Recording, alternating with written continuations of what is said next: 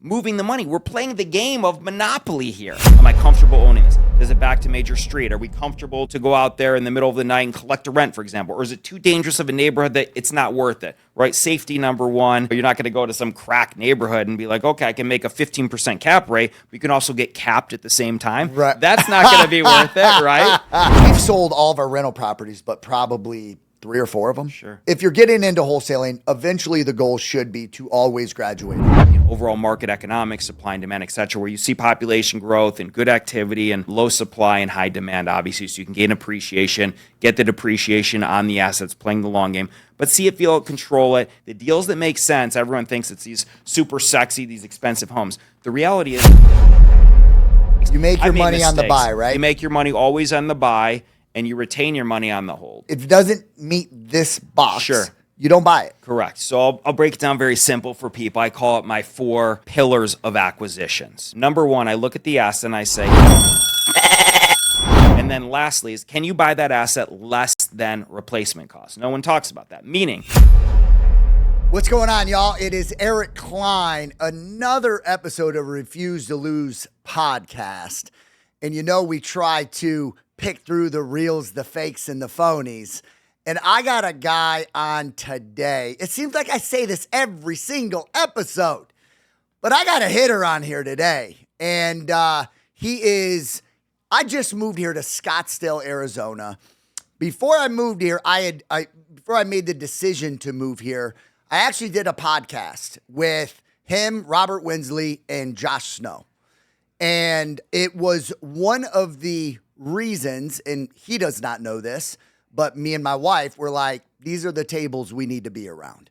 When you're sitting at a table and everybody around you is doing bigger and better things and they've been doing it longer, like that's the table I want to be around. And he just so happened to be sitting at the table. We did a podcast and I was like, I got to get around guys like this. Now, I've been here for 60 days now in Scottsdale, Arizona, and I haven't gotten to as close to him as I want to, but he decided he would come on the Refuse to Lose podcast. I can't wait to actually get to know him a little bit more than I do now.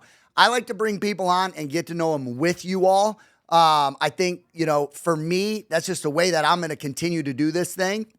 And Zach, Eric, appreciate you, bro, for coming on here. It's my pleasure, dude. When I first met you and going back to our little podcast, I walked in the room, and even today, your energy is infectious. It's fun. You're doing amazing things. I'm honored to be here. It's my pleasure, and welcome to Arizona. I'm glad you moved out here because we could have a lot of fun. Yeah, it's been it was a big move for me and my wife. Me, my wife, my kids, my dogs. It's a lot. It was a big move. Yeah. And we're still living out of boxes right now. Our mattresses are on the floor. Yeah. Our house is under construction, as we were just talking about. So we got a lot of moving parts right now, but these are all very amazing obstacles that we are going through right now. Yeah. You're putting yourself in a position to win forget about the game. You've already won the game. Yeah. Now you're putting yourself in a position to win the championship. You're building an amazing team. Yeah. The journey's just getting started. So yes. It's exciting. Thank you, man. Yeah, brother. So on here, I was thinking about man, what do I talk to Zach about? Anything you want. And I've had this is now, I think, episode 6, 5 or 6. Yep. So, and I'm not used to sitting in this seat. Right. I'm used to sitting right over there. For sure. And, I always say, it's like, what would the audience want to hear?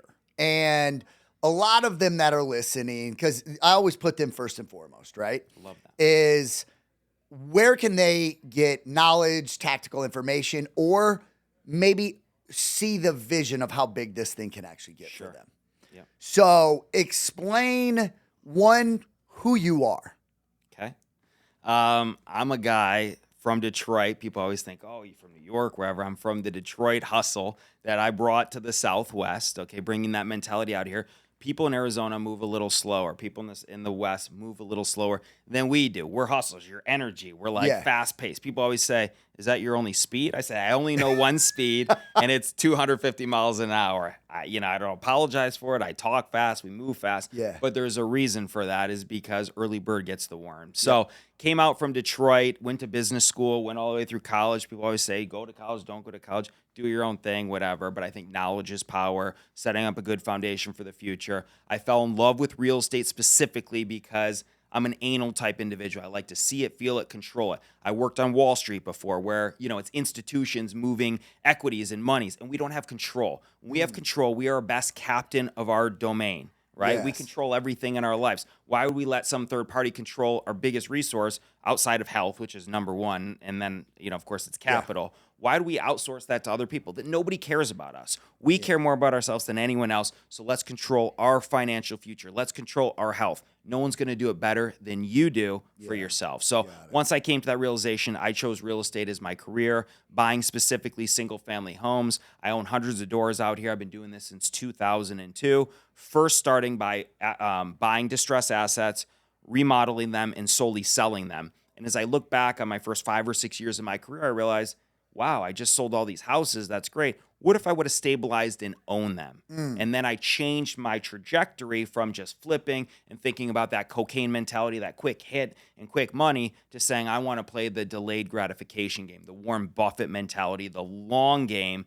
And as I've done that, I made so much more money, saved a ton of money in taxes, and aggregated my wealth, one home, one relationship, one handshake at a time. 22 years in the game. 22 years in the game. I started on August 5th, 2002. So just over 22 years. I remember the day I flew out here. I say it all the time. Best decision of my life. I think the best decision you did is also being out here. And having these synergies, these amazing relationships, and and having fun with it. I think so many people, they take this game and they're so fucking serious and this and that. Relax, have fun, be authentic to yourself. Don't be an Eric, don't be a Zach, be authentic to yourself, because it comes out and people recognize authenticity. I love that. So I just did a podcast with Jerry Norton. Love Jerry. Jerry's the man. And I was like, because he was 20 years, and I was like, Jerry, you so far of the episodes I've done, you got the longest time in the game. Yep. He was sitting there, and now you've trumped Jerry. 22 years in the game. Sorry, Jerry. 20. Sorry, Jerry. Yeah. But he's got a lot more kids than I do. He's got 10. He's got almost as many kids as you have years in the game, dude. He's on his way. I don't think he's stopping. Shit. No. Yeah. So you've been doing it for 22 years. When you started out, you started out at the flipping. First thing I did was I got my license. No one talks about this. And I think is the rules and, the real estate reforms and all the laws and regulations. I think it's important to be proactive versus reactive. I recommend people getting their license. No one talks about it. Why not get, I find it an amazing, valuable tool when you're interfacing with people and you say, I do everything to code. I do everything above and beyond. Why not get your license? It costs you $500 and, 7 to 10 days, depending on where you're getting licensed. Why not be proactive and do it? The first thing I did, flew out here the next day, enrolled in real estate school, got my license in 9 days, because you just want to have multiple, assets on your tool belt, multiple, buckles, whatever, to utilize. So for me, when I'm interfacing with sellers before and I was buying direct properties, it was amazing. Hey, I'm licensed, have the capital. What I'm going to tell you is factual. There's no contingencies. I'm a guarantee. It's important, whatever business you're in, to be that guarantee and give that confidence and perspective to these sellers. Yeah. Okay. I don't have my license. Okay. I pretty much 100% hold. And I'm not saying it's right or wrong for me. No. Right? So, Zach, you are a buyer. I'm a buyer. From wholesalers. I buy from wholesalers. I buy from direct. I buy from agents. I will buy anything, regardless of where. I don't care where it comes from. Bring me a good deal, I buy it. It doesn't matter where it's sourced from. Sure. So for everybody out there, where like you're just getting started in the wholesaling model, a lot of you out there right now are either in wholesaling or thinking about getting in wholesaling, and you may have it in your mind like, what does a buyer look like? Well, you got one sitting right here. Sure. That's what a buyer looks like. And I don't know if you caught it in the beginning, but he has, for the last 22 years, acquired hundreds of rental properties, not just a couple. So, it just goes to show, if you get into wholesaling which is, I believe, the entry level. It's very, For sure. what is the low barrier to entry for people to actually step into the real estate game. And then if, as you graduate, you start finding good deals, you can become Zach, right? You were how old when you bought your first rental property? 24. 24 years old. And now 22 years later, I'm not going to ask, hey, how much is your portfolio worth? But hundreds of homes, and they're all here in Arizona. Correct. Do the math. Look up the average home price in Arizona. That's what you're going to get.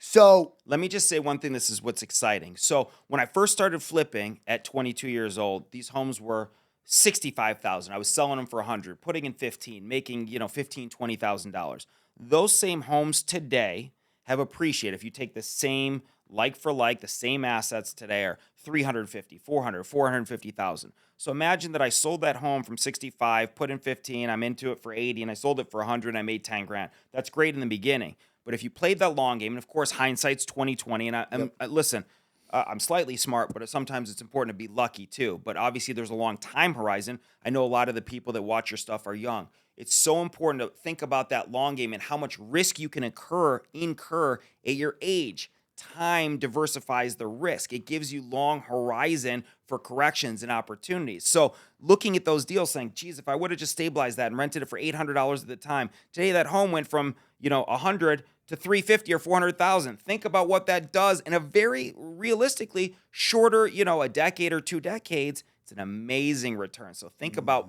that long game and what transpires by being patient and not chasing the sugar, but eating there's a huge thing. It's like you eat sugar, you get the quick high. But I saw you eating a healthy protein bar. We came in here focused on the health. You feel much better. You get that sustainable energy. Yeah.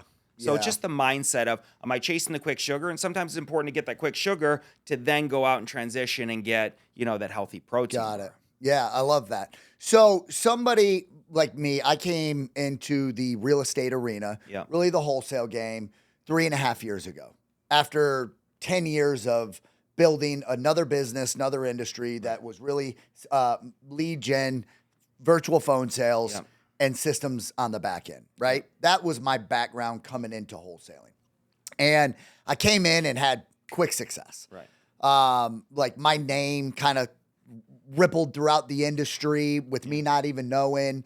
And I saw you, by the way, at the Phoenix Zoo because you are a freaking animal. Oh, Hey, stop. You look at this guy. You're like, what? No, you are. But it wasn't quick success for you because you already aggregated the skills. You just transitioned to the industry, but the skill set is the same. Yeah, it's the same. 100% the same. Just different lead. You could close anybody on anything. Anybody, any place, anytime. But what I was getting at is I never once said, hey, I'm going to get into the real estate game. I knew it was a transactional play for me. Mm-hmm. And then as we started, as my office started picking up volume, I started the light bulb moment went off and I see all these good deals were given away. And I'm like, oh man, because we were in a lot of at this time we're in 9 states doing 100% virtual deals, pumping anywhere from 45 to 60 contracts through the conveyor belt. And we were like, man, we got to start buying, we got to pay taxes, all that stuff, right? Sure. And we're like, let's start buying some rental properties. Mm-hmm. If we're morally, ethically, and legally stealing them, let's get them. And we went into it with no game plan. And I think it was like a matter of 12 months. We bought like 10, 12, 13 houses. Mm-hmm. But we ran a virtual model. So I had a house in freaking Florida. I had a house in Tennessee, Ohio, Madison, Wisconsin. Like I had rental properties everywhere. And I had never owned a rental property. I'd never managed a tenant. Mm-hmm. I personally had never rehabbed a home. I've never even went in and cleaned up a house. I hadn't done any of that. Right. So it turned into, thank God we bought them so deep. Right. Where when we sold them, we cleaned house. But when I look back at it, now we've sold all of our rental properties, but probably 3 or 4 of them. Sure. And even today, like I think I got one in Southport, North Carolina. I got a couple trailers in somewhere else in North Carolina. But to the people that are watching, because if you're getting into wholesaling, eventually the goal should be to always graduate up, right? Mhm. How would you advise somebody? Because I think I did it wrong. I agree. I did it wrong. What would you encourage the people out there that would love to maybe not get as big as you, Zach, but maybe some of them do? Sure. You know, they have a couple hundred house portfolio. Yep.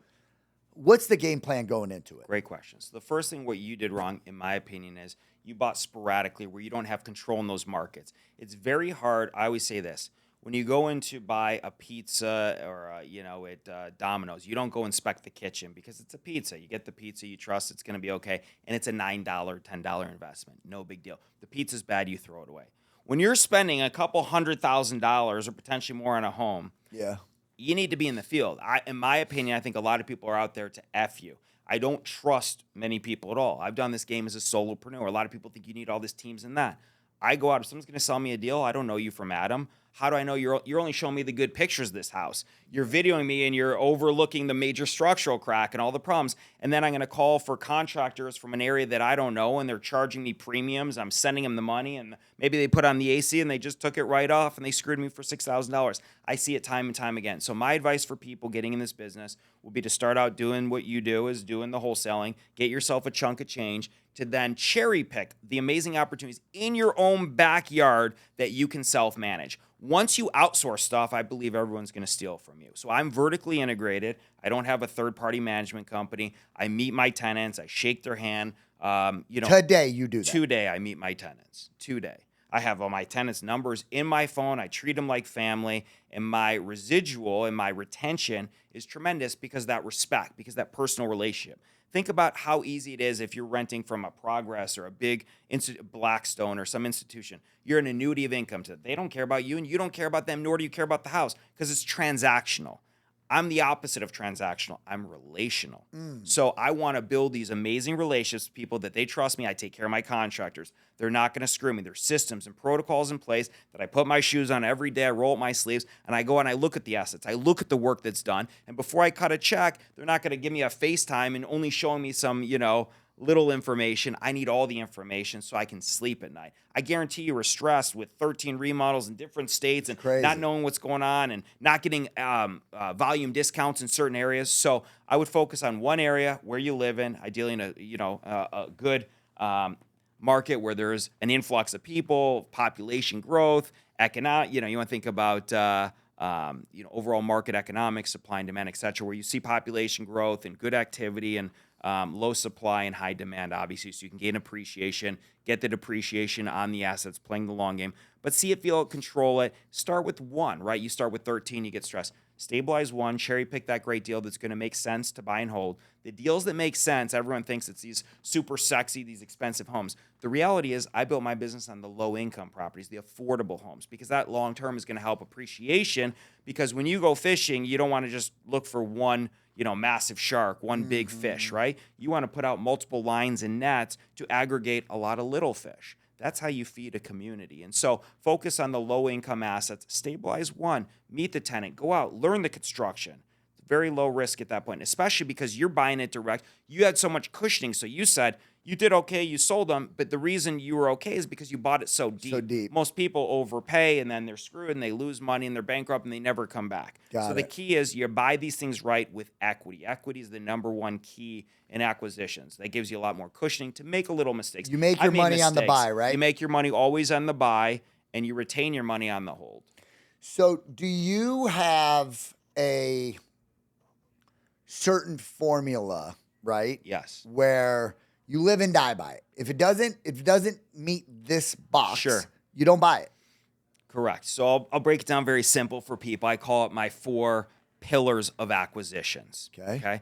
Number 1, I look at the asset and I say, do I want this to be a legacy property? You've got your son, Kai, your daughter, what's her name? Shay.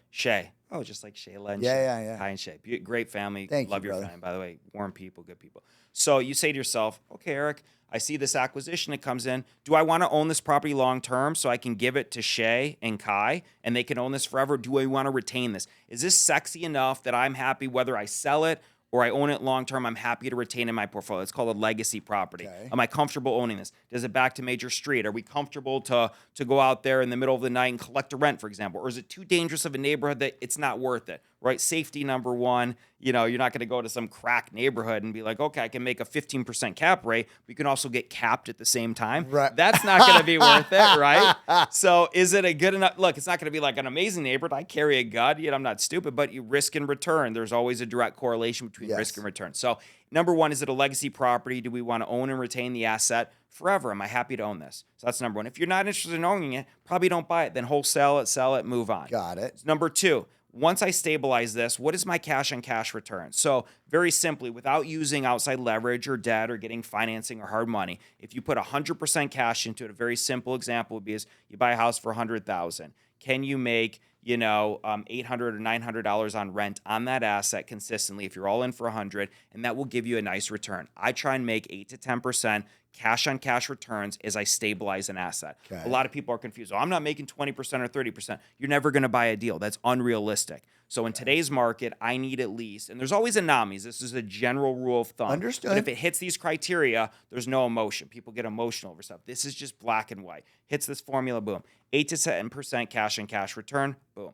Number three, if I go to sell this asset, how much equity do I have after stabilization? So if I buy this asset for 100, and let's say I put in 20, do I still have, $25,000 or $30,000 cushioning to the future value? And that's obviously says to me, when I stabilize this asset, what happens to my net worth? Immediately, you just want to play the litmus test. Does my net worth go up? Does it stay the same? Or do I potentially lose money? Clearly, if you lose money, start running. If you break even, start running again. And of course, you want to stabilize an asset that's going to increase your net worth by stabilizing that. So you're making 15 to 20% in your equity because that increases your net worth, but it also enables you to grow and scale your business by then refinancing that. You can burr that out by capitalizing on that equity, refinancing or financing or pledging it to a bank to get out your original dollars or a large majority of them, and then go do it again. That's the power of equity, and that's your ability. So people think you need millions of dollars. You don't. If you're buying these things extremely well, which you guys buy deep and everything you do is amazing, teaching all these people,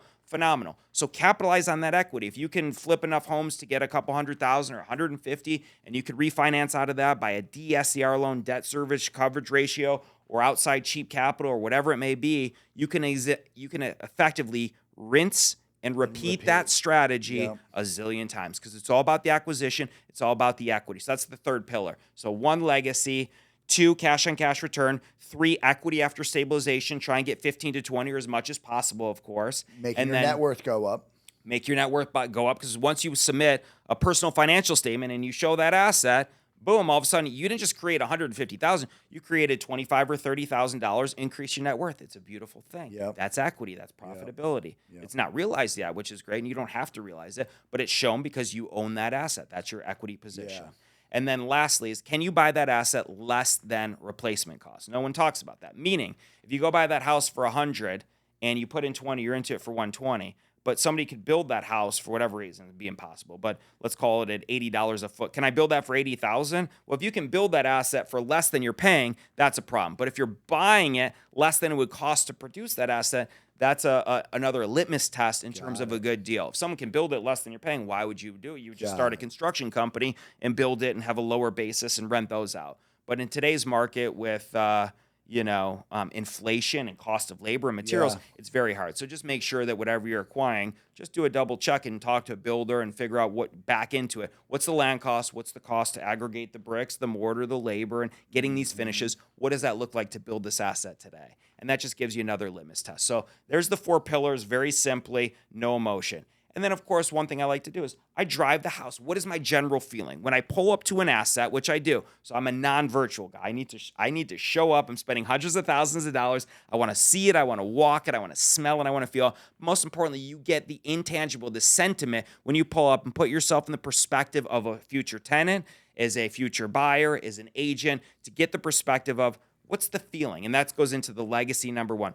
Do I like this neighborhood? Do I feel like there could be potential growth? What's going around the community? Are they building a new, a Walmart? Is there a shopping center? Is there a new restaurant development? Because that will also help the growth of that opportunity. Location is key. But overall, how do the neighbors' houses look? What kind of cars are they driving? How do I feel What's the intangible? What's the emotion when I pull into this neighborhood? Hopefully the house looks like shit on the outside because your goal is to enhance it and force appreciation through stabilization. Love that. Thank you. So hopefully everybody had a notepad out writing down what this man just said. As he was saying it literally in my head, I'm like, all right, number one. Number two, Legacy. I wish I had a notebook. You got it right here. But I get to go back and rewatch And it. so can they. So do they. Yeah.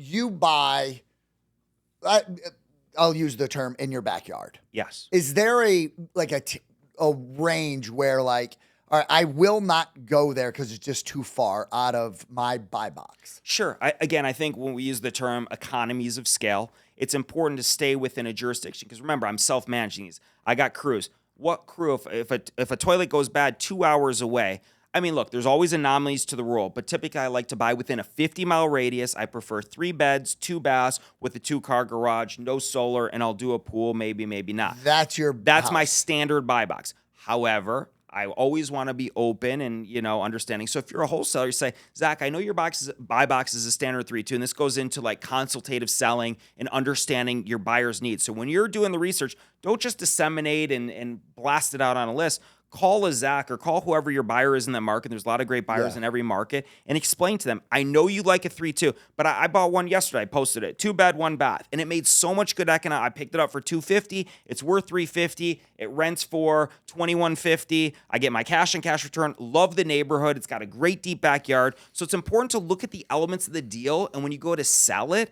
explain to the buyer, the prospective buyer, or to yourself if you're going to retain it. Yeah. This is why I like this deal. I know this isn't your standard buy, and I know it's outside your standard buy box, but this is why this deal makes sense. Yeah. Take the extra step to build the relationships with these people and stop just blasting stuff out and talk to them. It'll also help your game to maybe you'll say, why would I sell to Zach or this guy? I'm just going to keep this one. This is a great deal because that person who sold it to me bought it for $2.25. Therefore, you're getting an even greater return by just having the ability to stabilize that asset. Yeah.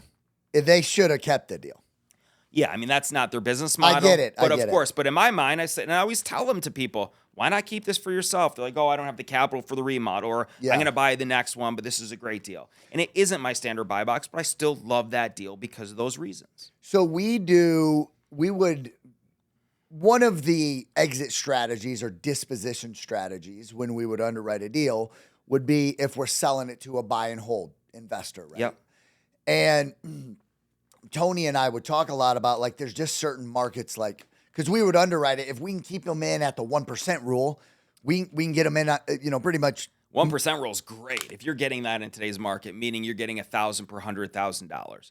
That's very hard in today's market. That used to work. Well, especially here. Yeah, here, but in other markets, I'm sure it exists. So in like this type of a market, because listen, I'm here, me and my wife are here, we're not going anywhere. Yep. And we know eventually, like, for instance, we're going to buy a building, right? But we know we would probably love to own some rental properties here. Yep. I got rental properties in North Carolina, probably are going to sell those, right? But we've been here 60 days. I always say this is my forever place. Yeah. But my wife is like, you've said that about every place we go to. I really feel this could be my forever place. And hopefully my wife feels the same way. But what is so you just said those 4 pillars, there's no way you're getting a 1% rule here. I'm not getting it. But remember, on my 8 to 10, so the 10% would be a 1% rule. So therefore it's 0.75 per 100 hypothetically. But it's still hard. As prices continue to increase, I'm going to have to modify my strategy. Yeah. Remember, the most important thing, so that's macro perspective. We go into the granular and the micro perspective. Equity is key. I will take a lower return. Let's say I only get a 7%, which could be very normalized here as prices continue to rise, as rates come down.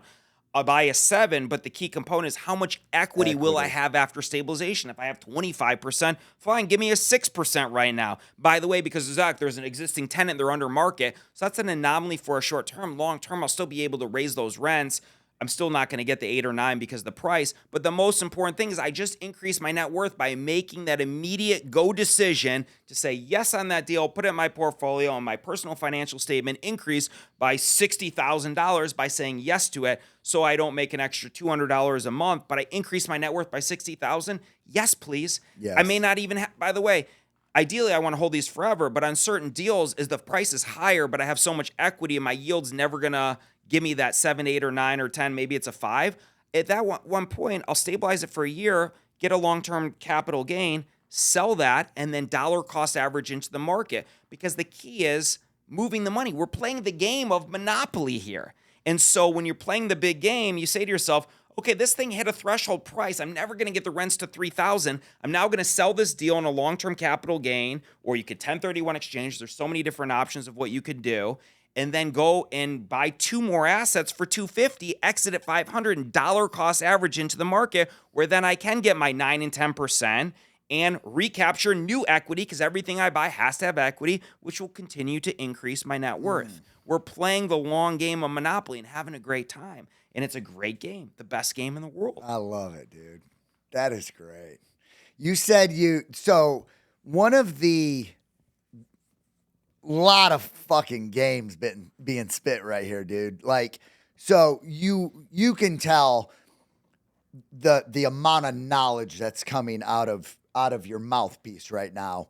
I've never had someone on the podcast, and may never have another guy in your position that owns the amount of single family residential homes. There's like, I guess I'm newer to the industry, but I don't know, like in Arizona, is there a lot of Zachs? They're institutions. They're not private owners. There's probably a couple guys. Right. I don't know. I could have said institutions. Yeah, it's but mostly like, institutions. Private owners. There's a lot of people that keep a low profile and think, if you're not on Instagram or that, you don't exist.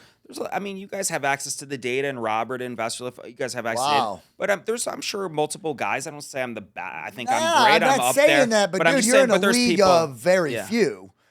One thing real fast, this is what I love, and we want to add value to your people.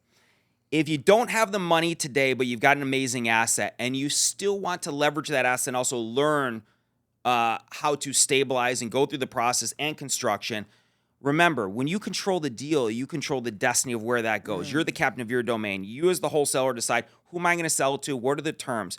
I would venture to say, and I've done this for other people, which is cool, and I want people to think about this because it'll change your mindset. Not only sell to a good buyer in your area that you want to forge an amazing relationship, maybe lower your wholesale fee from 20 to 15, but tell that buyer, the Zach or whoever's in your market, give me some equity in that deal. Let me follow along on there so that you can learn with no risk, no barrier to entry. You control that deal. You can come along and say, have an equitable interest. Maybe it's 10%, maybe it's 20%. Maybe you're collecting rents with that, and you talk to that buyer and say, I want to play this long game. I'm going to give you a better deal. You're going to pay me incrementally a portion of the rents. And when we exit, and let's talk about how long do you plan on owning that asset consultatively. Maybe I say, my exit on this is 1 or 2 years. I'm happy to take a lower I'm happy to pay you a little bit less than what you're asking, and I'll give you equity. Now you've got a free opportunity to learn the game of stabilization, watch the remodel, go there every day, use your social media to film it, and start learning from the inside out from someone who's done this a million times. So you're investing that little, couple $1,000. Maybe it's 3, maybe it's 5, maybe it's 10,000, or it's a great deal, and you want a piece of that. You've also just increased your net worth because now you own a percentage, an equitable interest in that asset. Just create a joint venture agreement, get it in writing, so you're taken care of. But most importantly, you're forging a long-term relationship to continue to engage with that owner and a reason to go out to the property so you can be top of mind and learn, right? Learn from the best of the best and get that foundational support so that in the future you get that deal. You don't need me. You do it yourself, but at least you get a free education. I see this. You go to the casino all the time and you watch these people high rolling for $1,000 a hand in blackjack. You don't just roll in and don't understand the rules of the game and say, I guess I'll sit down and put my $1,000 there and roll the dice. This isn't a roll the dice. It's a calculated game. Go sit behind that player and say, do you mind if I stand behind you and watch? Cool. May I ask you a few questions? Oh, why'd you bet that? Why'd you split? Why'd you double down? Now you go there multiple times. You forged a relationship. Now you're ready to sit at the table and it didn't cost you anything. Yeah. So rather than getting a $20,000 assignment fee, next time you sell Zach a house, Not just me, but ask the people. I right? understand Yeah, that. you You're get just it. sitting in front of me. But like, think about that. Would you 20 grand versus 15 grand? The $5,000 isn't a game changer for you. No. But the information that you can get, that's the game changer. That's the needle mover. Right. Right? That is the needle mover because you can take that with you forever. And not to mention, you didn't lose the 5. You're You- going to you- recapture oh, that yeah. with the equitable interest. You're now playing the long game. If you Yep. did 10 deals like that, for example, and you just said, oh, lower my fee from I wanted 20, I'll take 15, and you did that, 10 or 12 times, all of a sudden you virtually own your own single family home free and clear with your equitable interest and your proration of ownership across multiple homes. Now you're getting rents from it. You're getting free exposure without the risk. Yeah. It's a beautiful thing. So I follow, I'm not heavy on actually watching social media, Yeah. but I like to use it as a platform Yeah. for my audience. I'm not a consumer of it that much, Sure.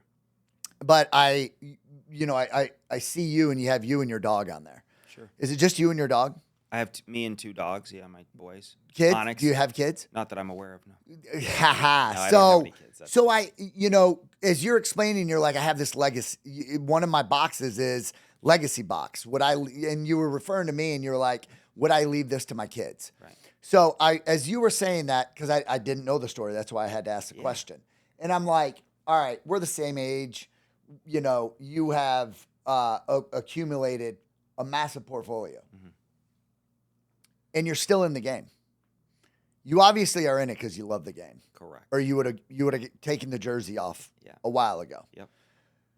What keeps you going? It's you and 2 dogs, right?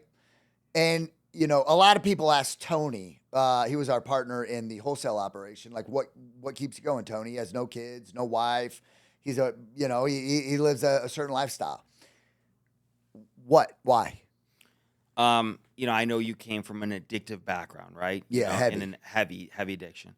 I'm addicted to deals. I swear to God. I love it. I'm addicted. I wake up every day. I'm blessed. I'm a solopreneur. I make my own decisions. I love the people that I genuinely love transforming homes. I feel like the engagement in the brain, doing the deals, thinking about the remodels and transformations, the impact it has on multiple people's lives. So it helps the contractors. It provides low-income housing for tenants. By the way, people say this greedy landlord.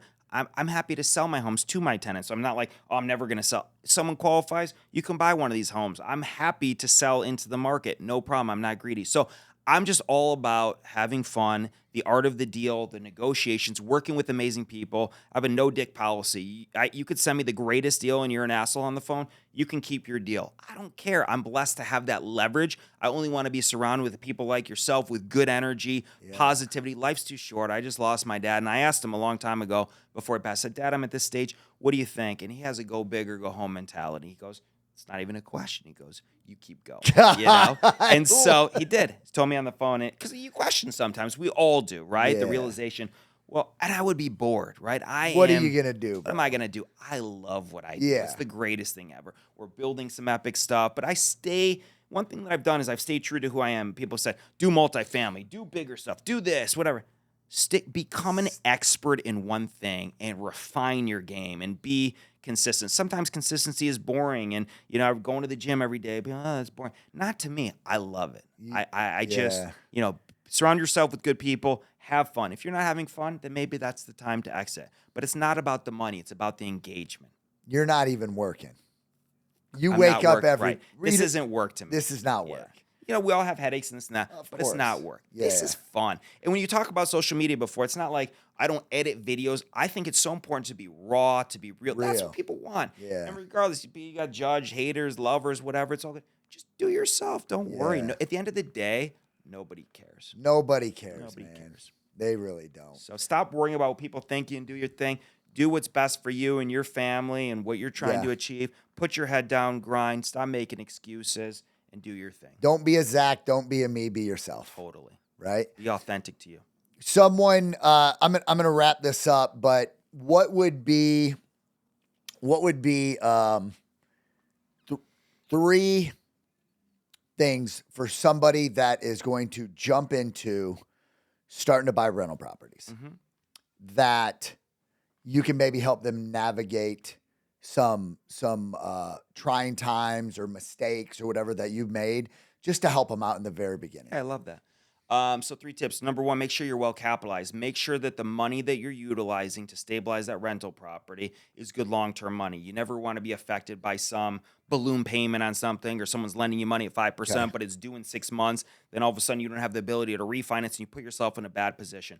Make sure the capital that you have that's sustaining you is long-term capital with not some immediate, again, balloon payment. So you Okay. have longevity, and make sure that you're paying your taxes that become bankable, right? One thing that Become I've bankable. become bankable, which means you're paying your taxes, you're reporting your income, start building and be proactive on your relationships with local banks. Okay. One of the greatest things I have multiple local, regional relationships. I've consolidated a lot, but build those relationships. Be proactive, not react. Don't wait to get the money. Start talking to people in advance and letting them know your game plan so that they're with you on the journey. Because a lot of times when you need the money, it's not available. Got it. When you don't need the money, people want to bet on you. I get money thrown at me all the time. I say, I'm not taking money, but I appreciate it. But there will be times when we need it. So be proactive versus reactive. Got it. Number 2, don't outsource your rentals. Someone says, I'm already looking for a management company. You own one house. What do you mean a management company? It's important, if you're ever going to delegate in the future, to roll up your sleeves, get in there, meet your tenants, shake their hand, show up for the leases, explain to them your expectations of them in advance. Don't just say, oh, it's in the contract. No, I meet my tenants. I say, listen, here's your responsibility. Pay me on time, number 1. Number 2, make sure you communicate with me. Everyone has issues and hardships and life's trials and tribulations. Just be honest with me. I will always work with you if you communicate with me.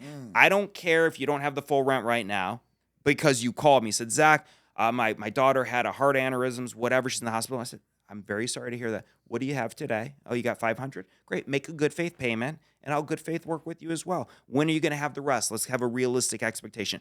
Communication is key. Don't run from the fire, run into the fire, so you resolve it and put it out as quickly as possible. So have that proactive mentality and open communication and transparency all the time. Don't BS me. I'm never going to BS you. You're going to get the best service from me. You call me with an issue, it'll be handled. If I call you and ask you a question, just be honest with me. What's going on? Stop running from the problem. Let's resolve it consultatively, collectively together. That is so key, is communication. And that sets the tone.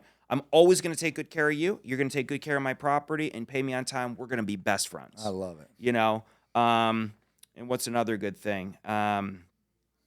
Vet the tenants. Don't take their word on the application. Spend the time. You just spend all this hard work and energy to buy this asset, to cherry pick this. Don't just quickly say, oh, this person is willing to pay me X amount for rent and they have the money today. That doesn't mean anything. Take your time, just like you did to make that great decision, to stabilize this deal, to underwrite, just like you did the property, the tenants. Go through the great lengths to ask the questions. Look at their 5-year rental history. Not where did you rent for the last year? You were on time. Do you have any recent evictions? Why did you go to prison? Just explain your situation. How are you a changed person? Sell me on wanting to work with you. I always give people. I've worked with people from the worst past ever because I believe people deserve second chances or third chances sometimes too. Yeah. Tell me what's going on. Just be real. I see on your application you had a felony. Understood. I know a lot of people like that. Some of them are my best tenants. No problem. But how are you? How's your income right now? How long have you been at the job? Let me speak to your supervisor. Do you mind if I come out to your current house and just walk through? Sometimes I'll do that and I'll say, it's questionable. Do you mind if I come and see how you're taking care of the home? If they say, I'm sorry, you can't do that. Have a nice day. Not happening. Yeah, and they say, sure, come on out. Do things, not just by, I just spoke to my banker. He goes, I don't walk in when I meet somebody who's asking for a $10 million line of credit and I go through a checklist. Look them in the eye. Are they looking you in the eye? What is your intuition with them? Trust your judgment on deals. Trust your judgment on people as well. Sometimes it's not just in the black and white. It's a rainbow operation, and make sure you can read and trust your heart and intuition and give people opportunities, give people chances that you normally wouldn't. And I think good karma will come to you. I'm never just like, if someone has an 800 FICO score, why are you renting from me? Go buy a house, right? A lot of people, they forget they're waiting for this perfect tenant and you just lost 3 months of rent. Give people opportunities that you feel deserve those opportunities. Sometimes you got to roll the dice. Life's about risks. So we didn't do 2 of the 3 things you just talked about. Okay. Honestly, wow. I didn't even think of how powerful that question was. That was great because we immediately hired a management company. Right. Or no. We put tenants in ourselves. The last one you said, didn't vet them at all. You just, you have the money, move in. Let's go. Right. So No, like month to, some of them we throw in on month to month. No leases. It was no leases. It was a shit show. Let's say something real. This is really important. Whatever you do, it's called statute of frauds. Get it in writing. It's very hard to evict or anything with a tenant if you don't have a written contract and verify their IDs. And a lot of people, listen, I have a lot of IDs that are not from the United States. No problem with me. I'm flexible on that because some of those are my best tenants. Where they want to go, they're here, they're working. I respect some. You want to work hard and you make money legally and you're good, I will rent you. No problem. Yep. Man, I appreciate that. Wait, Zach. go to your errors. So you let somebody in with no lease. This is interesting. Yeah, we let them in with no lease, and then we would then hire what the message we got or information we got, which there's right and wrong information, right? They're like, dude, you want to hire a management company immediately. I hate that. Hire it immediately. And we're like, all right, we're going to do that. We're going to do that. And it was, again, that's why in 12 months of us going into the landlord space, we did it. I believe we did most of it wrong. We did most of it, but we learned very quickly. Absolutely. We learned very quickly. We know what not to do. Right. So yeah, wow. Powerful conversation, dude. Usually my conversations are in the wholesale space and this was where this can go to. Really is, man. What you have done has been absolutely amazing. You're an awesome dude. I don't know you like really, really well. We've been in the same room, I think 4 or 5 times, but every time I'm around you, man, the vibe is good. Always. And I feel it. Your energy is incredible. Appreciate that. Again, I walked in today and you just sent me the building number and there's multiple offices in here. I open the front door to this building and I just hear you amped up on a call, coaching somebody. I'm like, he's upstairs. I'll just follow the energy. And there you were. It was cool. Thank you, man. Yeah. Well, Zach, I appreciate you coming out. It's been, I know the audience is going to get a shit ton. And if they have more value. questions, I'm all about my legacy is not just building my net worth. My true legacy is helping change the trajectory of people's lives, whatever.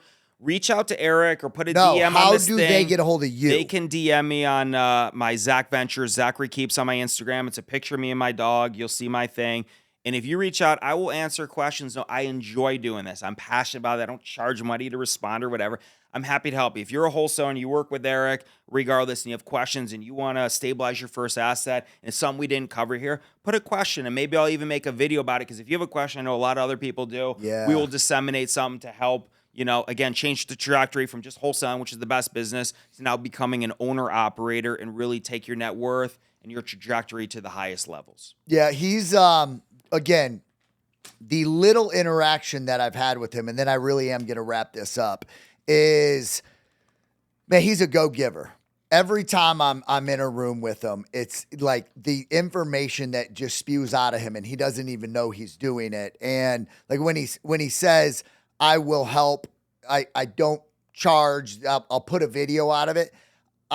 That's coming from the heart. Literally, I truly believe it's coming from the heart. So I know there's a lot of you out there that are wholesaling. That it's a must, not a must, but you should get into buying rental properties. I look back in the 36 months. I wish we had more of a strategic game plan going into our rental portfolio or buying holds. But I know now that I can get close to Zach. I'm going to give as much value to him, which I will get in return. So, dude, I appreciate you. Appreciate you as well. This is always coming on. And I'm glad you're out in Arizona, and we're going to have a lot of fun together and help as many people as we can. Cool. Until next time, y'all. Refuse to lose. Refuse. Hey, what's going on? I want to congratulate you for making it to the end. What does that mean? You're in the 1% club. No one else stuck around. You did. What I want you to do is subscribe.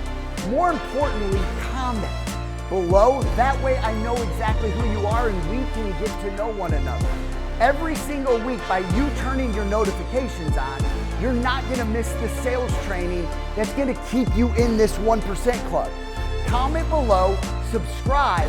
I'm going to see you in the next video. Let's continue to refuse to lose.